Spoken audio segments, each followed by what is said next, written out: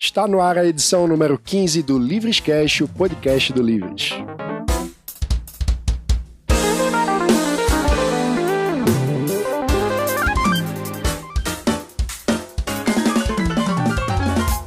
Saúde é mercadoria?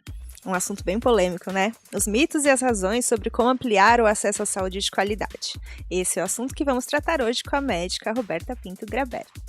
Roberta Grabert é formada em Medicina na Universidade de São Paulo, ginecologista obstetra e possui um MBA em Gestão de Saúde pelo INSPER. Trabalhou em muitos dos maiores e melhores hospitais de São Paulo, como o israelita Albert Einstein e o São Luís. Roberta também é associada do Livres e uma das nossas candidatas a deputada estadual pelo Partido Novo em São Paulo. Seja bem-vinda, Roberta. Obrigada.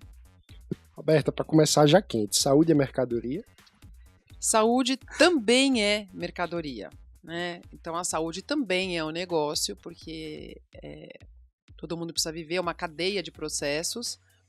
Então, apesar de ser, a gente lida com o que há de mais importante no ser humano, que é prevenção, a gente ainda continua prevenindo a morte, né? Mas a saúde, sem dúvida nenhuma, é um bem e, portanto, também uma mercadoria. Como que, para você, no meio, assim, porque eu sei que o Conselho Regional de Medicina, ele não gosta muito que a gente aborda essa questão dessa forma, né? O slogan costuma ser que saúde não é mercadoria. Não é mercadoria. E se entre diz que os saúde colegas... é um direito. Isso. Como conciliar essa visão de que saúde também é mercadoria e, ao mesmo tempo, é um direito? Como eu vou explicar isso? Bom, é fácil, na verdade. Saúde, sem dúvida nenhuma, eu acho que a medicina, a gente estava discutindo isso antes, a medicina é uma profissão como qualquer outra. Então passa por regulamentação, passa por um conceito de ética, como toda profissão vai ter o seu respaldo ético.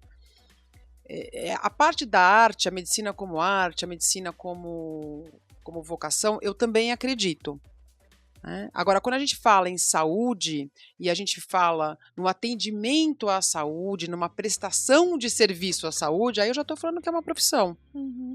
Então, é um direito, eu acho que assim, é um direito atribuído de quem? Porque a gente pode sempre pensar, você pode dar o direito para a pessoa e ela pode resolver não se cuidar. E aí, como eu faço? Vocês viram a confusão que teve agora com a história dos coeficientes e tudo mais, né? Com participação. Como é essa história? Isso, essa história o que é? Na verdade, às vezes a gente tem um mau uso, a gente já tem um recurso escasso. Só para vocês terem uma ideia, a gente no sistema privado de saúde, a gente usa uma coisa chamada sinistralidade. O que é sinistralidade? Sinistralidade é o uso que você faz sobre o montante que você tem. Então, uma sinistralidade adequada, ela tem que estar abaixo de 70%, senão você não consegue girar.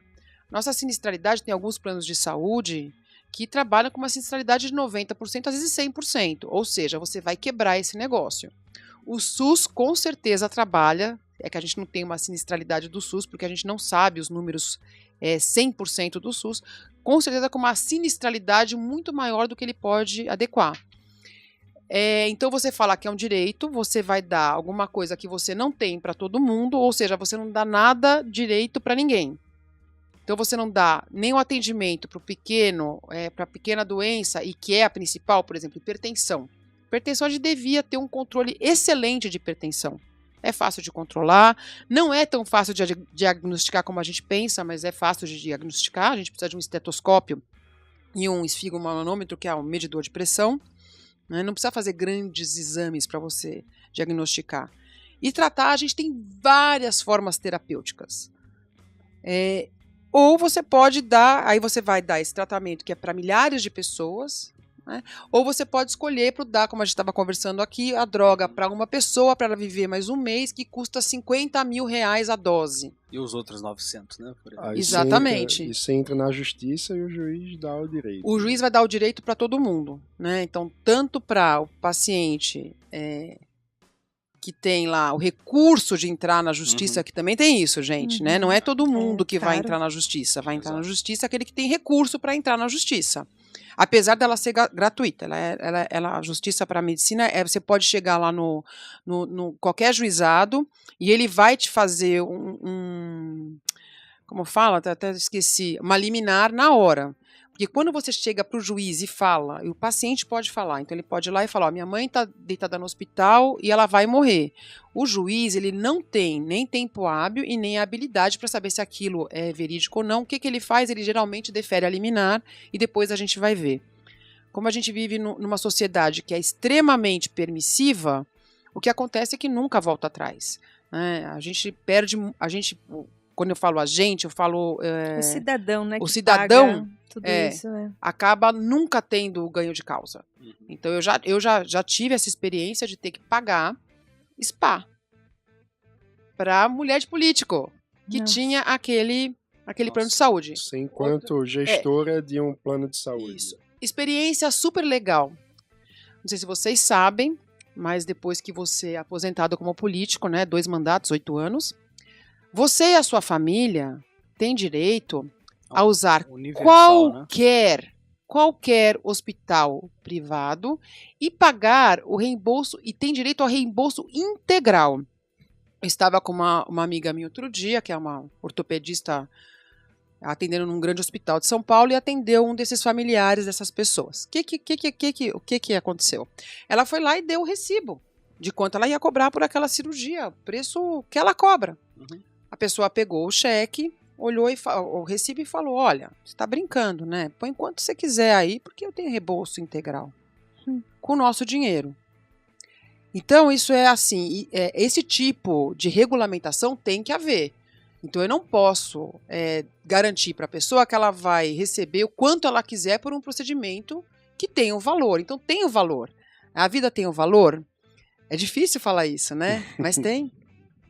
A gente vai ter que chegar, enquanto sociedade, a um acordo quanto a isso.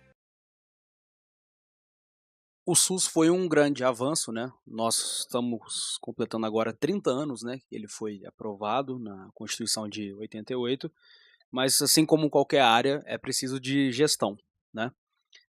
Para você hoje, quais que são os maiores gargalos na saúde brasileira? Assim, se é possível fazer um panorama, um mapa, sabe? Então, eu acho que o primeiro grande gargalo é que a gente vai ter que rediscutir a universalidade do SUS. Então, é isso que eu falei. Acho que a gente pode, talvez, trocar essa palavra por prioridades, por priorização. Então, esse eu acho que é um gargalo importante, porque universalidade é uma palavra muito ampla demais e você acaba, de novo, né, não priorizando o que tem que ser priorizado em termos de saúde. O segundo grande gargalo é que a gente tem uma administração pública caótica. Né? A gente não tem nenhum controle absoluto do SUS. O SUS funciona em qualquer lugar como ele bem quer. Então, a gente vai ter serviços que funcionam muito bem, com um recurso adequado, outros lugares em que a gente vai ter um recurso muito além do adequado e um serviço de péssima qualidade, e outro lugar em que a gente não tem nem o recurso e nem o serviço. Que eu acho que esse talvez seja o panorama do Brasil, não de São Paulo obrigatoriamente. São Paulo em saúde, até que, apesar de ser ruim na parte do SUS, não é tão ruim assim. A gente tem serviços de excelência. Tanto é que o Brasil inteiro cai aqui, né? Cai aqui. Né? Então, esses são... E agora a gente tem um gargalo novo, isso é novo mesmo, que é a judicialização. Então, a judicialização vai trazer muito prejuízo. E vocês veem que aqui no Brasil não existe nenhum tipo de controle sobre o que o juiz vai dizer. Então é muito complicado. O juiz também não assume nenhuma responsabilidade sobre a decisão que ele está dando. Né? Não, a gente tem algumas propostas de câmaras técnicas, já existem algumas, mas nem sempre a gente consegue ter tempo hábil para isso. E sempre vai ser uma opinião. Então, aqui no Brasil, a gente não leva em conta, por exemplo, os guidelines universais que a gente tem, que vão sendo mudados. Ainda prevalece aqui, a minha prática é assim, eu sinto que é assim. Não existe mais isso. E esse lugar vai ser meio que abolido na medicina. Roberto, agora quando a gente fala que o SUS não deve ser universal, que saúde não é direito, em geral, as pessoas entendem que isso quer dizer que você não está nem aí para os pobres, que quem não consegue pagar por saúde, dane-se. É isso mesmo? Como é que... Pelo contrário. Pelo contrário. É justamente pensando numa grande população que não tem acesso ao básico que a gente tem que se preocupar em priorizar. Então, quando eu falo em priorizar, é exatamente isso. Então, vamos lá. Como sociedade, a gente tem diabetes. Diabetes, a gente consegue controlar a diabetes. E o diagnóstico também não é tão complicado. Só que a diabetes ela pode levar a complicações seríssimas. Você pode ter cegueira por diabetes, você vai perder membros por diabetes, você pode ter problemas, se você não diagnostica uma diabetes logo, você vai ter até problemas cognitivos graves. Hipertensão é a mesma coisa. Outro dia eu estou até cansada de citar esse exemplo, porque foi há 2 semanas, eu fui a um congresso na minha área, e lá eu descubro que ainda o Brasil é o campeão, né, da morte por AVC em mulheres. E a causa não é que assim as nossas mulheres estão piores, é hipodiagnóstico. Diagnóstico quer dizer o quê? Vocês não conseguem diagnosticar a tempo. E aí você tem uma mãe de família, porque você está falando um AVC numa mulher de 50 e poucos anos. Minhas 2 avós morreram com AVC. Olha aí. E um sistema onde mais de 70% da população brasileira é inteiramente dependente, né? Aí você vê como que realmente precisa de gestão de prioridades, né? Exatamente. Então, assim, pelo contrário, eu acho que a gente tem uma ponte a ser atravessada. Se a gente trabalhar direito e o Brasil começar a andar, porque vocês são mais novos do que eu, mas eu nasci no país do futuro. Né? E o Brasil hoje, eu estou com 53 anos, ele continua sendo o país, só que agora, de repente, o discurso muda, é um país que parece que está sem futuro. A gente tem que começar a mudar, inclusive na saúde, porque eu não quero daqui a 10 anos ter que ouvir que o Brasil ainda é o campeão de mortes por AVC em mulheres. Então, assim, a doença, essa é outra falácia, a doença vascular em mulheres mata muito mais do que o câncer de mama. Então, é aquilo. A gente sempre na televisão. Exatamente, né, o câncer de mama e tem que estar. Eu não estou estou falando que não é para estar, entendeu? Pode estar um e o outro. E é muito importante que esteja. Mas a gente ainda tem câncer de colo de útero. A gente está tendo aqui no Brasil agora um aumento da gonorreia, da sífilis, da tuberculose. Várias outras doenças que já foram erradicadas há muito tempo em outros países. Então, e a gente está avisando. Então, eu vejo vários médicos avisando. Está todo mundo avisando. Eu estou muito preocupada, porque as pessoas ficam avisando. Daqui a pouco a gente vai ter varíola de novo aqui no Brasil. Roberta, me fala uma coisa. Você tem algum modelo, alguma ideia do que você acha que poderia funcionar? Alguma referência de outro país? A gente tem vários modelos, eu sempre repito isso, acho que o Brasil vai ser muito inovador nisso, a gente vai acabar dando um exemplo para o mundo, porque o SUS não é ruim, mas o SUS só precisa de uma nova direção. E existem alguns países onde a gente tem uma medicina mista, né? Medicina mista como no Brasil, a mais próxima que a gente tem, por incrível que pareça, é a americana, porque nos Estados Unidos tem um misto das duas sociedades. Na Europa, você já tem mais uma medicina totalmente estatizada.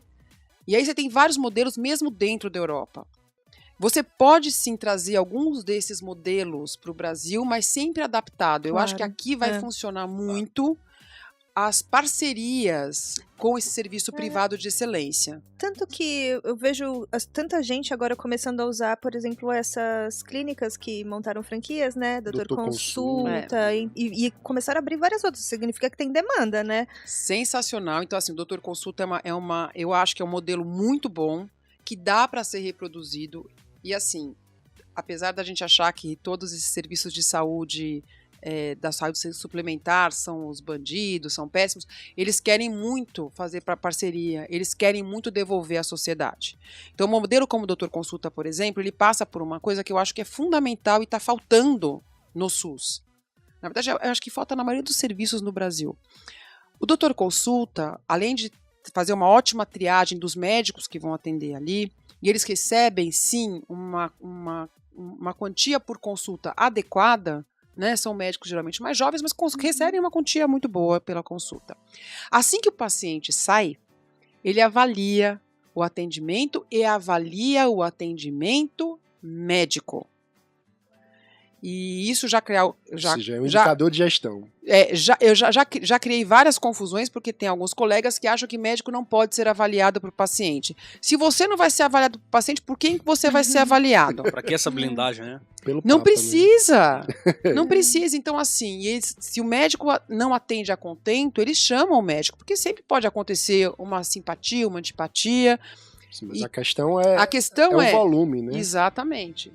Então, não só o volume, como o atendimento correto. Então, às vezes o médico pode não ser simpático, mas se ele der um atendimento correto, o paciente vai sentir aquilo e vai sair satisfeito. E passa essa responsabilidade para os dois, tanto para o médico Isso. fazer um bom atendimento, tanto para o paciente aprender a analisar e de repente não criar caso por bobeira e tal. Você começa a treinar, eu acho que essa coisa dos aplicativos, dessa coisa moderna toda, você aprende isso, né? Você aprende a avaliar as coisas que a gente nem fazia muito, né? Você acha que é possível aplicar isso no SUS? Eu tenho certeza que é. O que acontece? Eu acho que a gente tocou num ponto que eu adoro, que aí a gente chega, acho que eu vou voltar lá pro direito. É um direito e é uma responsabilidade sua. Então a saúde, a gente também é responsável pela nossa saúde. Então a hora que você tem essa avaliação cruzada, que você diz, do paciente e do médico, você vai conseguir conscientizar mais pessoas. Tem pessoas que a gente vai ter que ajudar 100% para elas. Não adianta. O Estado vai ter que ser responsável e ajudá-las a sair dali e às vezes ficar o tempo todo.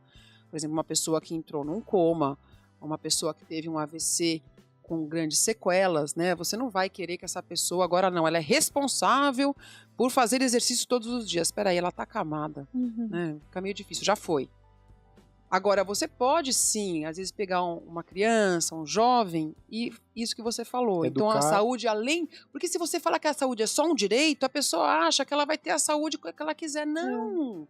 Você vai ter que trabalhar pela sua saúde também. Tem um vídeo que viralizou do Drauzio Varela falando isso, né? Que é importante educar a população para que ela se comporte como responsável pela saúde, né? O dever da saúde, não só o direito. E abre um diálogo com o médico. Então, tem muito médico que não gosta do Google. Eu gosto do Google. Sabe por quê? Você vai conversar com o seu paciente. E aí, vem do olho no olho. Aí, quando me perguntam da telemedicina, se vai afastar o médico, pelo contrário. Porque a maneira de vocês... Agregar, né? Isso, a maneira que você vai passar o conhecimento, a maneira como você vai triar, que você vai olhar no olho do paciente, é que você vai convencê-lo ou não daquilo. E para o médico tem uma coisa que é fundamental. Escuta. O médico tem que escutar, porque às vezes a gente não quer. Às vezes a gente vê um paciente que você gosta tanto dele, você quer tanto que ele viva, mas ele fala para você que ele já está cansado. E aí você tem que escutar e ter respeito, né? Porque nós não somos deuses. E isso a gente vê às vezes no hospital, né? Parece que em 2030, né, nós seremos o país com mais médicos no mundo. E puxando esse gatilho, as faculdades de medicina hoje, a gente vê que tem uma procura quase que obsessiva em muitos casos. O que você acha? Qual foi o caminho que a gente trilhou para chegar nesse ponto de hoje? O que aconteceu, né? A demanda de estudante por fazer medicina é gigantesca, né? Exatamente. Eu sou suspeita, porque eu acho medicina... Deve ser apaixonante. Mas... É apaixonante. Eu desde os 6 anos de idade quero ser médica. Quando você trilha a faculdade, me lembro que eu entrei querendo ser neurocirurgiã. O dia que eu fiz o primeiro parto, eu já sabia o que eu queria fazer. Mas durante esse percurso, eu quis fazer tudo. Dermato, que lindo. MI, então assim, é maravilhoso. Porque eu ainda acho que gente é a coisa mais linda do mundo. E como eu não sou diferente de nenhum outro ser humano, então tem uma porção de jovens que também tem esse sonho. O que é super válido. Tal, é muito válido. Isso. É muito válido. Agora, sim, não adianta. A medicina não é uma carreira fácil. Né? Ela demanda muito estudo, ela demanda muito tempo, demanda muita dedicação. Então, o investimento emocional, o investimento intelectual que é feito é muito grande. O que acontece no Brasil é que, frente a essa demanda, a gente acabou abrindo faculdades de péssima qualidade. E isso vai ter consequências, não agora, um pouco mais para frente. Viraram redes. Então assim, redes e o problema todo é aquilo que a gente estava conversando antes. A qualidade do ensino é muito ruim. Então outro dia eu soube de uma faculdade que ela tem apostilas. E eu falei para a pessoa, olha, medicina não se aprende na apostila. Sendo que a gente tem hoje em dia essas bibliotecas virtuais que são maravilhosas e você tem acesso. Então nenhuma apostila vai superar isso. Hoje em dia, não sei se você sabe, mas medicina a gente produz muito conhecimento. Nenhum médico vai conseguir estar apto e atualizado, mesmo na especialidade dele, 100%. Porque o volume é tão grande que a gente tem que realmente se especializar. Mas dá para você seguir, a gente tem umas coisas chamadas guidelines, os guidelines são, na verdade, protocolos de conduta, protocolos de tratamento e protocolos de gestão. Temos tudo isso. No Brasil, de gestão, a gente não tem nenhum serviço brasileiro, a gente tem serviços importados, inclusive que não tem nem em português ainda. Mas de conhecimento a gente tem, e isso está acessível. Então você não precisa de uma apostila, né? Medicina é essa arte, é a arte de você conversar com o paciente, olhar para o paciente, saber muita fisiologia, muita anatomia, aí você vai chegar no diagnóstico. Hoje em dia, essa parte do diagnóstico, se você for um bom examinador, talvez uma inteligência artificial até te dê. Mas o que você vai fazer com esse conhecimento, com essa informação, isso depende do médico. É engraçado isso que você está falando, que eu estou lembrando aqui da minha mãe contando quando ela teve neném, que ela teve uma trombose na perna. E ela ia aos médicos e ninguém descobria o que era, que estava acontecendo e tal, não davam o diagnóstico. Aí ela foi no médico de família, lembra aqueles médicos que até hoje ainda tem alguns, né? Graças a Deus, a gente tem o PSF, que é sensacional, gente. Isso é muito comum. Tá? Ela entrou no consultório, na hora ele falou que era, assim. Aí, eu cheguei a conversar com amigos que faziam medicina e tal. E aí eles falaram que agora nas faculdades, inclusive, tá voltando a se dar importância a esse tipo de diagnóstico, né? Que tem um nome, anamnese, não sei como. Anamnese. Tá voltando a dar importância, né, para isso, porque percebeu-se que durante um certo período isso ficou meio de lado, talvez por conta da entrada de tanta tecnologia, né? A super especialização. E você acha que é isso mesmo que acontece, né? Com certeza. Quando você estava falando, eu estava falando aqui do PSF, que é o Programa de Saúde da Família, que é excelente, gente. Então, esses médicos generalistas são excelentes. O que acontece é que o médico ele tem que ter escuta. Não importa que ele seja um ginecologista super e hiper especializado, ele tem que ouvir a paciente. E se ela falar que está com dor na perna, tudo mais, logo depois de um parto, a primeira hipótese diagnóstica é trombose. É a complicação mais frequente, porque a gravidez em si, ela é trombogênica. Então, quando a gente fala do uso de pílula, que dá trombose, dá AVC, eu sempre falo para meus pacientes, pois é, mas a gravidez dá 8 vezes mais. Meu Deus do céu. E isso, aí que entra a boa formação do médico. Então, qualquer médico bem informado tem que saber isso. Entrou uma mulher, se ela está em fase reprodutiva, acabou de ter neném ou está usando pílula, ela está com dor na perna, examine essa perna.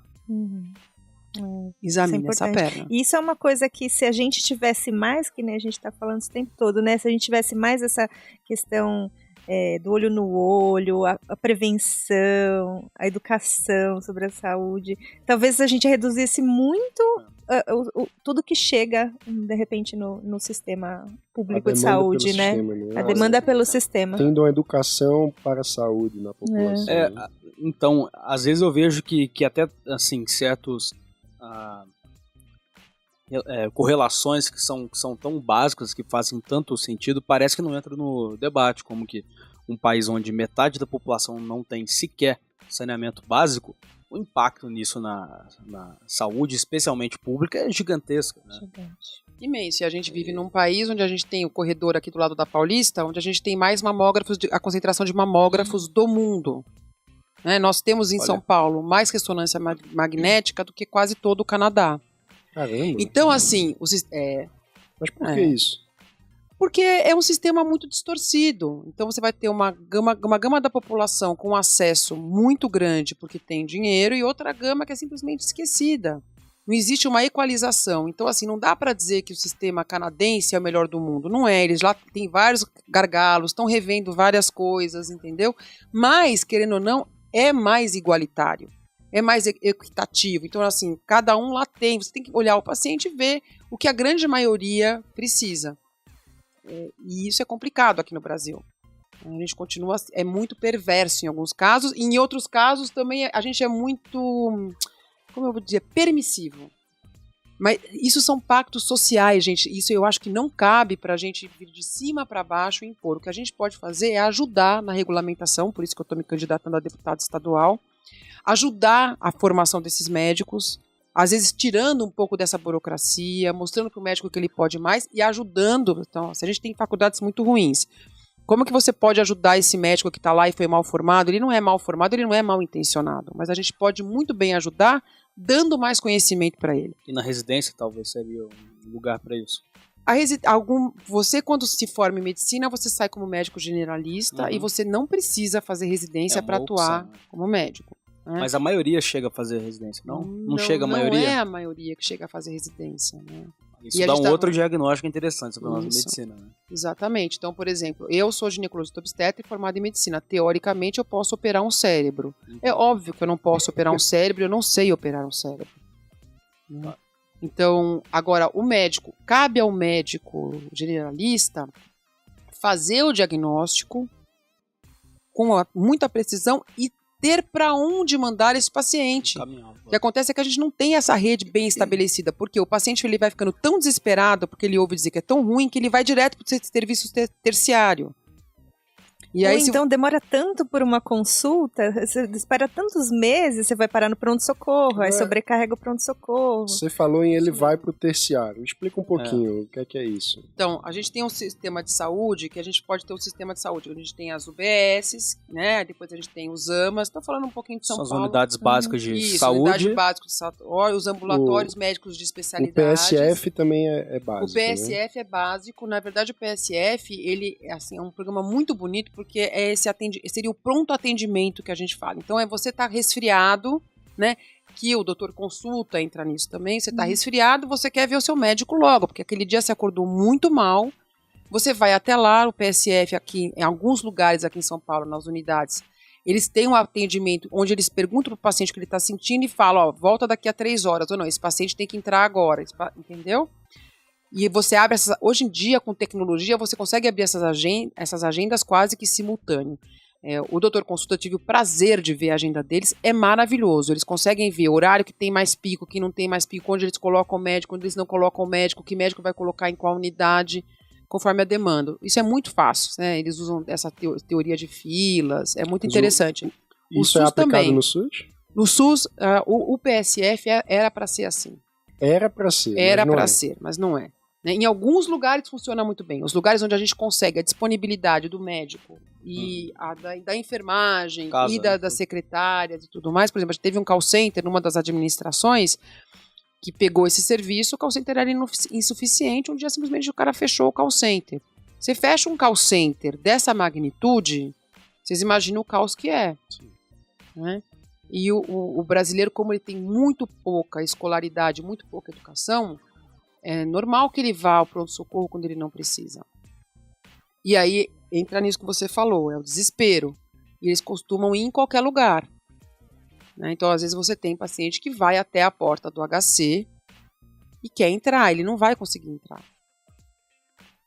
Porque ele tem que ir à unidade básica de saúde que vai encaminhá-lo para o lugar necessário. É um gatekeeper. É um gatekeeper. Tem que deixar bem claro essa hierarquia, né? Isso. Ela funcionaria. Isso. E ela tem que... Você fazer essa hierarquia funcionar bem, o que tem que estar forte, de novo, né? Como a educação, gente, é aqui a base. Exato. Então o maior gargalo está na base. Lógico. O maior gargalo está na base, porque a gente aqui no Brasil tem um nível de especialidade em alguns hospitais que, como a gente estava dizendo antes, é maior do que o mundo, gente. Só que a gente tem um problema no gargalo. Por exemplo, transplantes. Nós temos equipes de transplantes maravilhosas. O Brasil mas a gente é pioneiro em muitas cirurgias de intestino, né? A nossa professora Angelita acabou de ir para... Semana passada ela foi para o exterior. Médica, Angelita Harp Gama. Ela foi para os Estados Unidos. Olha isso que lindo. Porque vai haver um prêmio com o nome dela como uma médica pioneira. Ela é incrível. Entendeu? Então nós somos. Então é uma mulher médica brasileira, né? Nascida aqui, criada aqui. Dedicou-se a vida inteira para. A vida inteira, e agora a gente vai ter um prêmio internacional com o nome dela. Então então o Brasil tem algumas coisas que são sensacionais. Mas, por exemplo, o transplante de órgãos não funciona porque a gente não consegue, às vezes, captar órgão. Esse é um tema bem polêmico. Com 230 e poucos mil. Vocês terem uma ideia. Tem um grande amigo meu que é um dos melhores ortopedistas do mundo, brasileiro, e ele vai dar cursos no exterior que ele monta e ele ministra, porque lá eles conseguem ter cadáveres para poder fazer o curso. Então vão médicos brasileiros daqui para lá, para fazer um Só. curso nos Estados Unidos, porque lá eles conseguem ter cadáver. Aqui no Brasil a gente não tem Tá cadáver. faltando morto no Brasil? Não, a gente não tem uma 60 mil homicídios, tá faltando não morto. temos uma regulamentação adequada para o uso do cadáver. É Isso é falta muito de grave. regulamentação. Falta de regulamentação, na verdade. E aí o que a gente faz? A gente proíbe. E os moradores de rua que morrem, que ninguém Não aparece? Não pode, né? Não pode, você tem que ter toda uma... Porque existe toda uma ética do corpo da pessoa que Claro, morre. faz sentido. E ela tem que ser respeitada. Uhum.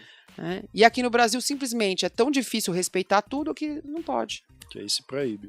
Mas se você tava explicando que o maior gargalo é na atenção básica, mas também existe um problema, o Naya até estava falando que quando se precisa de alguma especialidade, vem o Brasil todo praticamente para São Paulo. Como resolver isso? Você tem... Então, aí entra a minha pauta, que eu acho muito legal. Na verdade, eu sou candidata a deputada estadual, então é uma pauta que eu conheço no governo, mas dá para exportar pro Brasil inteiro. E o meu sonho é que a gente consiga fazer isso por intermédio de hospitais, sejam eles estaduais ou federais. Né? Por enquanto, o que a gente tem são parcerias privadas, então hospitais privados que têm centros de telemedicina muito avançados e que já estão fazendo isso. Então, como é que funciona isso? Eu não vou conseguir levar um neurocirurgião ou um neurologista especialista para cada rincão do Brasil. O Brasil é um país continental, é um país continental imenso, né? Ou o sertão do Nordeste. Agora, o que eu posso levar para lá? Eu posso levar tanto o conhecimento como o atendimento básico necessário para poupar a vida daquela pessoa. Então, o que a gente precisa? A gente precisa de muito pouco. A gente tem desde alguns totens, até se vocês quiserem eu tenho fotinho aqui, alguns totens que você pode fazer um contrato e a gente coloca uma estação dessas dentro de um hospital pequeno, né? E esse totem o que é? Na verdade é um computador com tela, com uma câmera... Em alguns casos a gente consegue fazer otoscopia, consegue ouvir o coração, né? E com um médico habilitado, né, você consegue fazer isso. Depois eu vou dar outro exemplo que está começando já agora, é maravilhoso. Então, só para entender, esse totem é um meio de comunicação... É um meio de comunicação que fica lá. Agora a gente tem outro... E aí tem um especialista em outro lugar... Isso, num centro, hoje já funciona assim, então 7x24, 7 dias, 24 horas, o neurocirurgião está ali sentado na frente de um monte de telões, essas salas são maravilhosas, e ele fala com o médico do outro lado. Olha, chegou aqui, não sei o que lá, não sei o que lá. Parece filme. Ficção científica. Isso funciona já nas plataformas de... Isso é sensacional. As plataformas de petróleo já estão usando isso e a gente tem vários hospitais aqui em São Paulo que já estão usando isso. Existe uma resistência imensa de alguns médicos que acham que aquilo é um rincão deles. Então, por exemplo, você tem um AVC e todas as pessoas que têm um AVC vão para um médico XPY lá no interior... E ele acha que ele vai perder o trabalho dele. Ele não vai perder o trabalho dele. Pelo contrário, talvez ele tenha que se especializar um pouco mais. Porque ele não vai conseguir estar em vários hospitais ao mesmo tempo. E aí você salva vidas. Porque você dá para esse médico que está lá na frente. Imagina a agonia de um médico generalista que chega um paciente com AVC e ele não tem recurso. Então você simplesmente transfere você acaba compartilhando a responsabilidade, deixa aquele médico focado ao atendimento guiado por um médico que está aqui, e esse sistema que está aqui já vai fazendo toda a rede para acolher esse paciente no lugar onde ele vai ser destinado. Ou não. Digamos que ele tem uma tomografia, faz uma tomografia, manda o laudo da tomografia, as imagens. Isso é muito fácil de fazer, a gente já tem isso hoje no Brasil, isso é muito fácil. Examinar a imagem por telemedicina, isso já é corriqueiro. Né? Manda a imagem e o cara fala, não tem um AVC, não tem, deixa aí em observação, liga o sorriso, vamos poupar até o transporte. Né? Ou não. Ou seja, economiza muito, então. Economiza muito. Economiza para quem? Para nós, economiza. E aí depois você pega esse médico com calma e fala, olha, você participou desse atendimento, vamos fazer um EAD... E você já envia o EAD, às vezes você cria uma curiosidade nova do médico. Isso vai ser usado, gente, esse é um gargalo que eu adoro, adorei isso, e eu sei que já tem médicos sendo formados para isso. Não sei se vocês sabem, toda a perícia, né, de INSS, ela tem que ser feita presencial. E em alguns lugares a gente tem que transportar esse paciente que está acamado para ir provar que está vivo para algum grande centro. Já estão sendo formados médicos, e aí eles estão tendo uma formação específica para fazerem essa visita à distância. Então, o médico do grande centro ele vai ser um perito que vai conseguir fazer o exame físico, o exame anamnese, a história do paciente e examiná-lo 100% à distância. Olha o custo que isso causa, tanto para o paciente que não vai precisar ser transportado pela família para vir até o INSS, aí chega lá, tem que esperar horas na fila, então acaba isso. E às vezes são viagens longuíssimas, como para o nosso sistema, porque você vai simplesmente emitir ou não um atestado de uma maneira muito mais eficiente que já fica na rede. Você não vai nem precisar daquele papel para lá, papel para cá, entendeu? Você tem tudo isso registrado e já fica ali. Aí você já avisa, então daqui a 6 meses a gente vai marcar a sua consulta para tanto. No dia o cara não pode, ele pode pegar o celular e falar, hoje eu não posso, pode ser amanhã, pode. É bom para todos os lados. Para todos os lados. Só que a gente precisa ter um médico especialista, né, que já está sendo treinado, então já estão sendo treinados esses profissionais. Imagina aquelas brigas que a gente vê nas salas do INSS, vão inexistir. Porque você faz isso da sua casa, deitado, porque às vezes, não sei se você sabe, se você tem uma doença grave, às vezes você tem que ir presencialmente. Então você vê a gente chegando de maca. Né? Velhinho chegando de maca. Mas para eliminar, isso é uma burocracia a ser eliminada. Tem que mudar a lei, né? Não precisa nem mudar a lei, é só a gente conseguir provar que esse perito vai conseguir fazer o exame presencial. E isso é muito fácil. Então, essa especialidade já está surgindo, esses médicos já estão sendo treinados. Então, isso poupa tudo para todos. Inclusive, o que mais importante, gente. Então, assim, eu sempre falo, medicina, se você pensar no bem-estar do seu paciente, isso já basta. O resto vai se arranjando. Então, quem que a gente vai poupar o sofrimento? Desse paciente velhinho que não vai ter que ser transportado, sair de casa, nada disso. E tá vivo e merece ganhar lá a pensãozinha dele do INSS. De todo jeito, o investimento em tecnologia não poupa só o paciente, mas poupa recurso, né? No fim das contas. Tudo. Porque uma coisa que a gente tem acostumado, né? Tecnologia médica é muito cara. Realmente, a tecnologia de ponta médica é muito cara. Um robô é caríssimo, um mamógrafo, uma ressonância magnética, caríssimo. De grandes equipamentos. Né? Nesse caso, a tecnologia vem para baratear, porque a gente pode fazer esse tipo de atendimento até por telefone. Então, facilidade. Já. A gente pode fazer por psicólogas, elas estão atendendo por Skype. Sim, Isso já está regularizado. Tranquilo. Tem uma polêmica grande, né? No meio. Mas não tem problema nenhum. Vai facilitar o trabalho do médico, entendeu? A gente também temos que educar o médico, porque o médico tem muito medo. Da tecnologia. Muito medo. E é o contrário. Imagina a felicidade desse médico que está lá em poder ter esse recurso. Imagina a felicidade desse paciente de não ter que sair. Ou se ele sair. Um caso outro dia que eu achei sensacional, numa plataforma. A pessoa teve um infarto do miocárdio. Esse médico que estava aqui foi ajudado por uma dessas centrais de telemedicina. E esse paciente já entrou direto no hospital. Por sinal, acho que foi Recife. Ah, foi? Já entrou direto no setor de hemodinâmica. Então não passa pelo pronto-socorro, por uma outra avaliação, por outro... Vai direto. Porque aquilo já está tudo interligado, é uma rede interligada e a gente vai fazer o quê? Salvar vidas, gente, que é o mais legal. Recife sempre na vanguarda. Sempre. Recife. Você sabe, eu também sou pernambucana, né? Minha mãe é pernambucana, alemã com pernambucana. Todo mundo, só falta o Naya com sangue pernambucano aqui na mesa, aqui. Então. O Márcio Van Norte, um bisavô que era baiano, o Márcio Van Norte. Mas então, eu ia até levantar uma polêmica aqui. Antes, né, da gravação de hoje, eu estava lendo algumas propostas e tal. Eu vi que tem alguns países que os médicos formados pelas faculdades públicas, eles são obrigados a servirem o Estado, se não me engano, em alguns casos, 1, 2, até 3 anos. Como um pagamento, né? Como um pagamento. Assim, não vou nem entrar na questão se pessoas que poderiam, que têm condições que poderiam pagar pelo menos uma parte, né, de seus cursos no ensino superior e tal.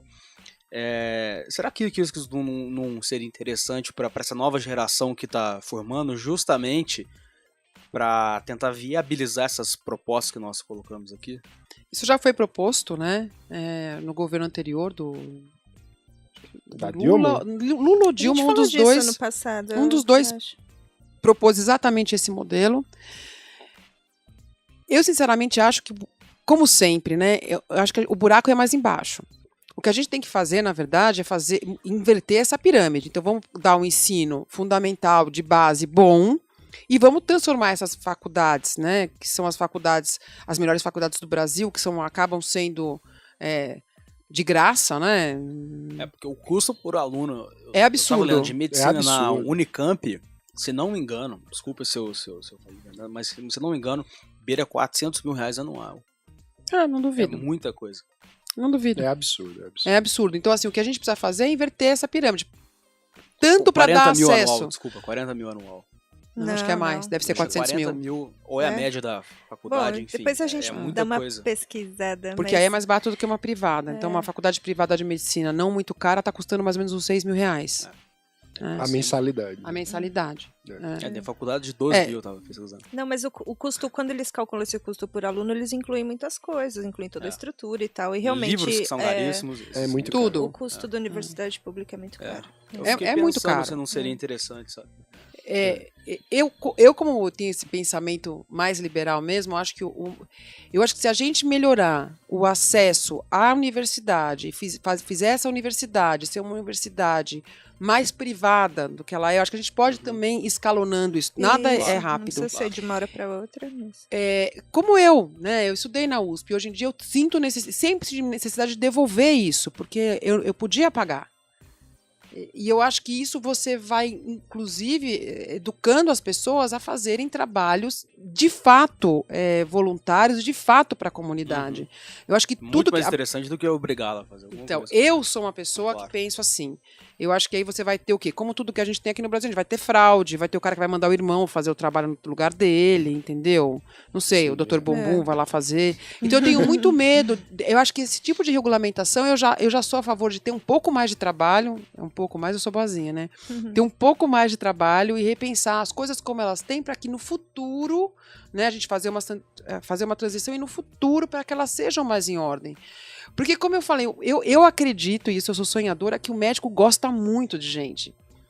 E o médico que gosta muito de gente, ele quando vai se formar, e se ele se formar nesse esquema que eu estou falando, ele vai querer automaticamente atender as pessoas. E eu acho que é isso que a gente precisa mesmo. A gente precisa de médicos que se envolvam, mas o médico já chega tão estressado no final da faculdade, ele já chega com tanta responsabilidade e tão mal visto pela sociedade que isso deturpa o atendimento dele. Eu sou privilegiada, eu só atendo no meu consultório. Todos os trabalhos que eu fiz no HC e tudo mais, eu nunca fui remunerada, então sempre fui voluntária, porque eu gosto disso. Então é uma amostragem muito diferente. Você vê, às vezes, médicos sendo muito maltratados. Muito maltratados. Mas, ao mesmo tempo, eles também não fazem a reflexão de pensar. A gente estava falando de convênio antes aqui. As regras de convênios, né? E eu trabalhei para a gestão de saúde e nunca atendi convênio. As regras impostas aos médicos são cruéis. Agora, o médico sabe ler. Ele sabe escrever. É que nem a bula do como remédio. sabe? Ele pode dizer não. Agora, o que ele fala, ele diz sim porque ele quer burlar o sistema. Então, eu digo sim, aí eu atendo 5 pacientes em 1 hora. Não dá para você atender 5 pacientes em 1 hora. Claro. Mas cabelo falando 20 em minutos. tempo, estamos chegando ao fim. Já? Nossa, eu aprendi muita coisa. Hoje foi... 1 ano de medicina aqui. Caramba, Eu vou cobrar, eu vou fiquei cobrar, até quietinha aqui. Nossa, muito bom mesmo. Mas, como sempre, a gente acaba fazendo o que a gente chama, Roberta, de Momento Melchior, que a gente se despede fazendo uma sugestão cultural para o nosso ouvinte. Então pode ser uma série, um livro, uma música, o que é que você quer recomendar para o nosso ouvinte?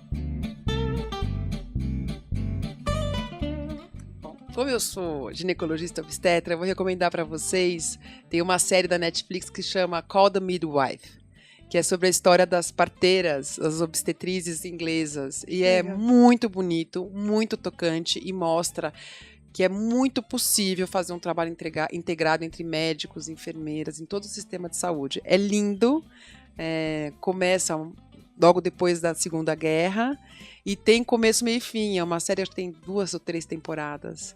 Então, entrando nesse esquema aqui, é isso que eu recomendo para vocês. Muito bom. Eu já tô legal. querendo assistir logo. Tô tão por dentro do assunto. Ai, gente, tá difícil minhas dicas culturais, porque eu não paro de estudar, né? Mas todo o dia Soli estudando. disse que você tem uma dica. Tenho. É o do. Olha, é o Glow. Né, que a gente tá assistindo uma série no Netflix muito legal também. Netflix é uma maravilha, né? É ótimo, né? Essa série, quem indicou pra gente foi o Eric. A série, ela aborda. Eles estão tentando montar um programa de TV de luta livre de mulheres. Gente, vocês não têm noção. É muito bom. Assim, as questões, as nuances, assim, envolve, assim, todo tipo de coisa que vai te fazer pensar sobre o papel das mulheres naquela época especificamente. A questão dos relacionamentos, como que era com o marido, que a mulher saía pra fazer isso, fez isso, tava fazendo isso escondido e tal, não sei o quê. Assim, tem muita coisa legal. É de época ainda, né? Não é na época atual, acho que é tipo anos 70, alguma coisa assim. Nossa, é muito bom, muito bom. E aí, quem mais tem dica? Eu vou sair desse streaming e vou pra televisão. A minha dica é muito simples. Todo mundo veja o programa do Bial, o episódio em que o Pedro Malan e o Marcos Lisboa foram.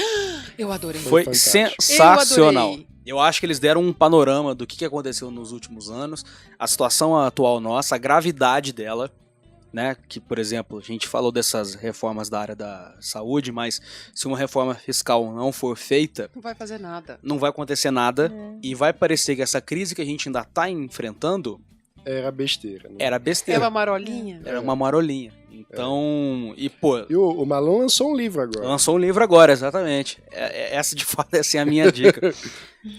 Ele lançou o livro lá no Rio, mas já tá nas melhores livrarias. São crônicas dos últimos 15 anos que ele escreveu. É sensacional. Muito legal. E você, mano, tem alguma hoje? Então, eu vou indicar um Jogo do livro... esporte. Poderia ser, né? Finalmente ganhamos depois de 11 rodadas em Lores. O maior jejum da história do esporte. O Professor em técnico do esporte? Não. É quase o Corinthians. É o Eduardo Batista. Lógico, o corintiano. O Eduardo Batista voltou pro esporte. Eduardo Batista, muito bom. Depois de dar aquele esporro aqui no Palmeiras. Mas a minha dica vai para o último livro do Mário Vargas Llosa, O Chamado da Tribo. Ele é muito bom, esse cara é muito bom. Lançou agora, né? Recentemente. Uns 2 meses atrás. Nossa, tô louca para ler esse livro. Eu li em espanhol, ainda não está disponível em português. Imagino que a Record, que a editora dele esteja traduzindo. Espero que lancem muito rapidamente, porque...